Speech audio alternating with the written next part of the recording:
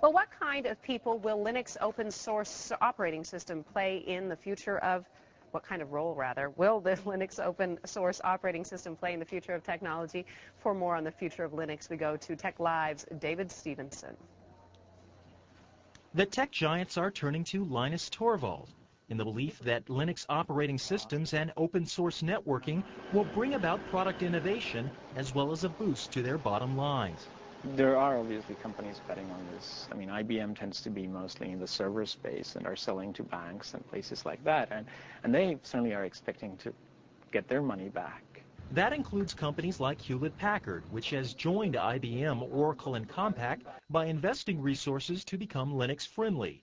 HP NetServers, visualized workstations, and commercial desktop PCs already run Linux software. And the company sees open source as a way to sell more products while creating new standards for compatibility with competitors. We don't see the open source going away. I mean, it's a strong movement, and I think it's just gaining ground more and more every day. And I don't think there's really anything out there that will stop that movement from growing. One company that's very publicly betting against Linux is Microsoft.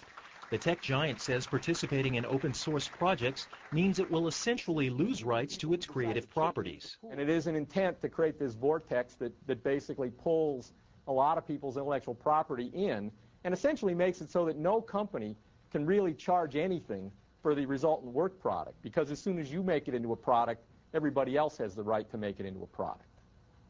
And that basically undermines the long-term value of intellectual property. I think that Microsoft maybe finally decided that, yes, Linux is actually the real, or one of the real enemies here. Microsoft, being a pure software company, is very dependent on software as part of their core business model.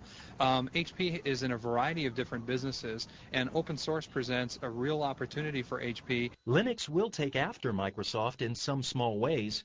Torvald says to expect a more user-friendly interface by the end of the year, one including even the applications such as calendars and file finders workers have grown to expect from Windows. It is so much nicer and so much easier to use than it used to be that I'm not even worried about Microsoft or Apple. It's a challenge to the two industry giants the Linux creator is ready to take on. David Stevenson reporting for Tech TV.